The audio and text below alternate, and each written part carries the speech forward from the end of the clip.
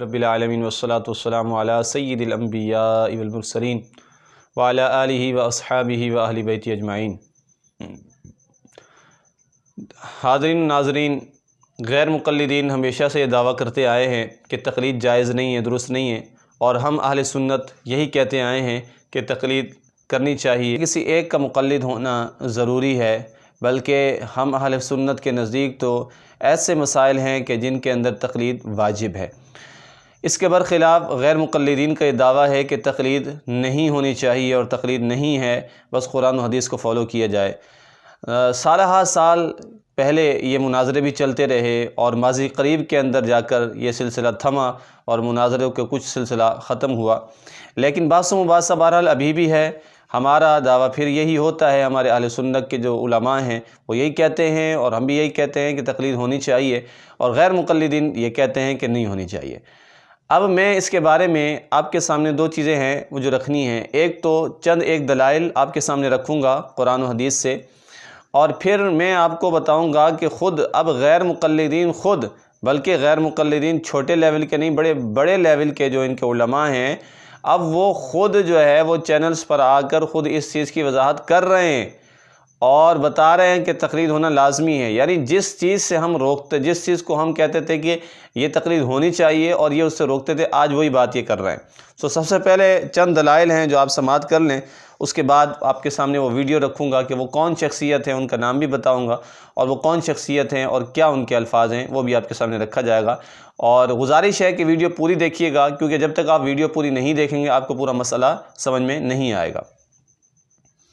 تقلید کے بارے میں پہلی دلیل یہ ہے کہ قرآن مجید فرقان حمید سورۃ الفاتحہ کے اندر آیت نمبر 5 کے اندر اللہ تبارک و تعالی نے ارشاد فرمایا، اہدنا الصراط المستقیم صراط الذین انعمت علیہم، کہ ہم کو سیدھا راستہ چلا، راستہ ان لوگوں کا جن پر تو نے انعام کیا۔ تو اس آیت کریمہ کے اندر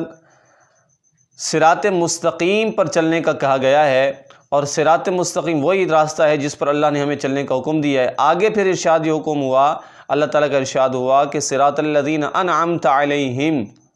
کہ راستہ ان لوگوں کا جن پر تو نے انعام کیا، یعنی جو انعام یافتہ ہیں ان کے پیچھے چلا، اور یہی تقلید ہوتی ہے کہ کسی کے پیچھے چلنا، یہ تقلید کہلاتی ہے۔ اب تقلید کا شرعی معنی کیا ہے وہ اگر میں آپ کے سامنے رکھوں تو تقلید کا شرعی معنی ذرا سماعت کیجئے گا، شریعت کے اندر تقلید کے کیا معنی ہے۔ حاشیہ حسامی باب متابعت رسول صفحہ نمبر 86 پر شرح مختصر المنار سے نقل کیا گیا، اور یہی عبارت جو ہے نور الانوار کے اندر بھی ہے۔ تقلید کا معنی کیا ہے؟ تقلید کہتے ہیں التقلید اتباع الرجل غیرہ فیما سمعہ یقول او فی فعلہ علی زعم انہ محق بلا نظر فی الدلیل۔ اس کا معنی یہ ہوتا ہے کہ تقلید کا معنی یہ ہے کہ کسی شخص کا اپنے غیر کی اطاعت کرنا، اس میں جو اس کو کہتے ہوئے یا کرتے ہوئے سن لے، یہ سمجھ کر کہ وہ اہل تحقیق سے ہے، بغیر دلیل میں نظر کیے، یعنی بغیر دلیل میں نظر کیے کسی محقق کے قول پر چلنا، یہ تقلید کہلاتا ہے۔ اور یہی بات ہم کرتے ہوئے چلے آ رہے ہیں کہ تقلید کا معنی یہی ہے، کیونکہ ہر بندے کے بس کی بات نہیں ہے، لہذا بندے کا اپنے غیر کی تقلید کرنا، بغیر دلیل کے، بغیر نظر کیے دلائل کی طرف تقلید کرنا۔ اور یاد رکھیے گا، تقلید سے مراد ہماری تقلید فروعی مسائل میں تقلید ہے، نہ کہ عقائد کے اندر، نہ کہ اصولیات کے اندر، اعتقادات کے اندر یہ تقلید نہیں ہوتی ہے۔ اب مزید میں اس کا حوالہ جو تقلید کا جو معنی ہے وہ جو میں نے بیان کیا، ابھی مزید ایک اور کتاب کا حوالہ سماعت فرما لیجئے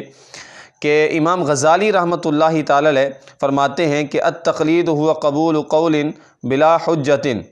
اسی طرح مسلم الثبوت کے اندر بھی یہ معنی موجود ہے کہ التقلید العمل بقول الغیر من غیر حجت،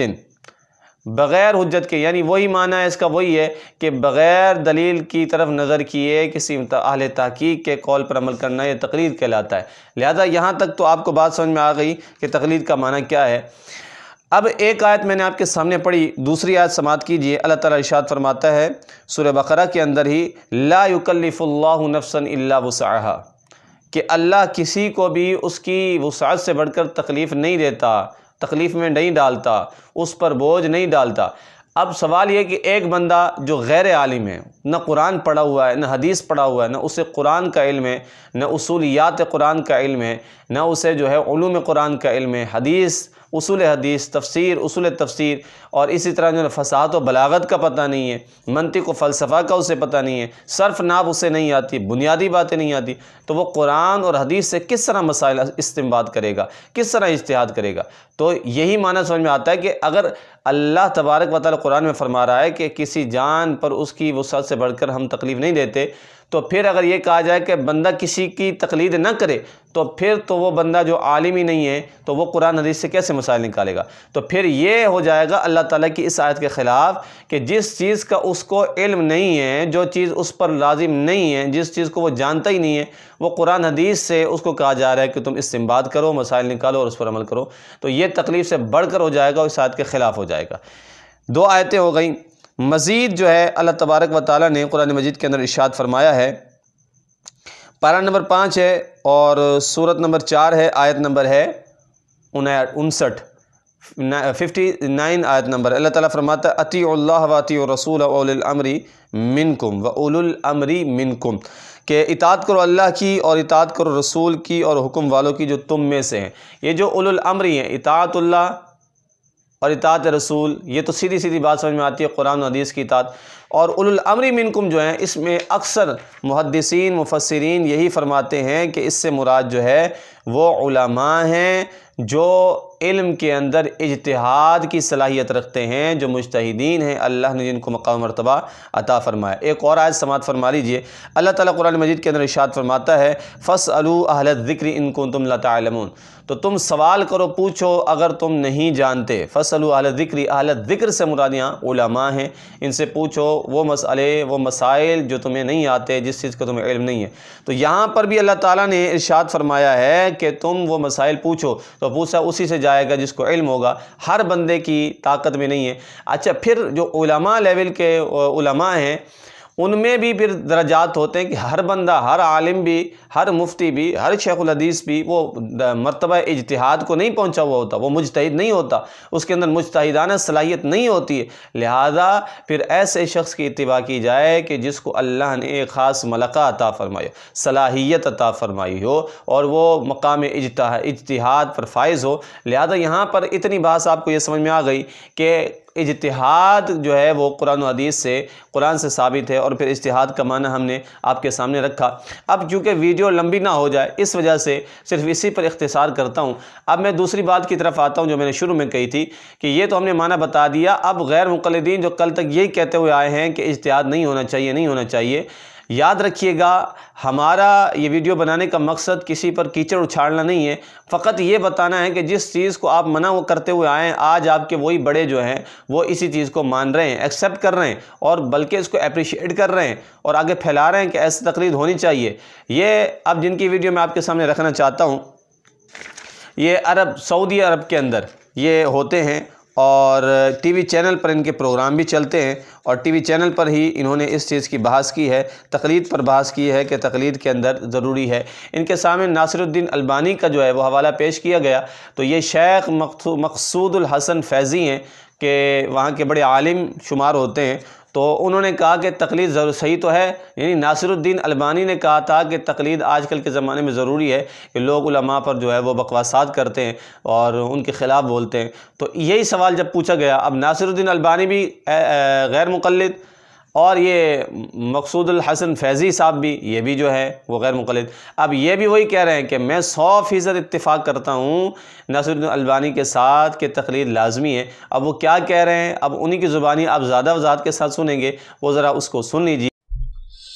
جی، اگلا سوال ساتھی نے ایک ویڈیو بھیجی ہے جس میں علامہ شیخ محمد ناصر الدین البانی رحمۃ اللہ علیہ ان کی آواز میں یہ بتایا جا رہا ہے کہ لوگ جو ہے یعنی افراط و تفریط کا شکار ہیں آج کل، پہلے یعنی تقلید کے چنگل میں پھنسے ہوئے تھے، اس کے بعد آزاد رائے اگر اتنی قائم کر لی گئی ہے، انہوں نے کہا کہ جب آزاد رائے اتنی زیادہ بے راہ روی کا شکار ہو رہی تو بہتر ہے کہ اس سے کہ آدمی 4 مذہبوں میں سے کوئی کسی کی تقلید کر لے۔ دیکھیے، جو کچھ علامہ مرحوم نے کہا ہے میں اس سے 100% متفق ہوں، رحمہ اللہ جو کہا ہے 100% سے متفق ہوں۔ جی، کوئی کسی کو پسند ہو یا پسند نہ ہو، آج کل جو ہے ہر آدمی اردو پڑھ کر کے، اور صورتحال یہاں ہوتی ہے کہ علماء کے ساتھ بے ادبی اور ان کی بے عزتی کرنا شروع کر، ان کے اوپر آواز اٹھانا شروع کر دیتے ہیں۔ تو اس کا کیا مطلب جا رہا ہے شیخ؟ اس کا تو یہ مطلب جا رہا ہے کہ جو چار مذاہب ہیں صحیح ہیں، اس کا مطلب بھائی علامہ البانی نے کب کہا؟ مجبوری اس صورت میں کہا ہے کہ انسان کے پاس اگر تحقیق کرنے کی، حدیثوں کو نہیں سمجھتا ہے، علماء کے اقوال کو نہیں سمجھتا ہے، عربی نہیں پڑھا ہوا ہے، ٹھیک سمجھ رہا ہے، حدیثیں نہیں ہیں، تو بجائے اس کے کہ وہ اس طرف گمراہی میں جائے، ٹھیک ہے اسی کو قبول کر لے۔ جاہل کے لیے تو تقلید جائز ہے ہی، بلکہ واجب ہے اس کے اوپر۔ اندازہ لگائیے کہ جو ہم نے آپ کے سامنے دلائل رکھے اور آپ کے سامنے ویڈیو رکھی، جو آپ کو اس کے بارے میں کیا سمجھ میں آیا کمنٹس میں ضرور بتائیے گا، اور یہ رکھنے کا مقصد صرف ایک سچائی کو بیان کرنا تھا۔ اللہ تبارک و تعالی ہم سب کا حامی و ناصر ہو۔ اللہ حافظ۔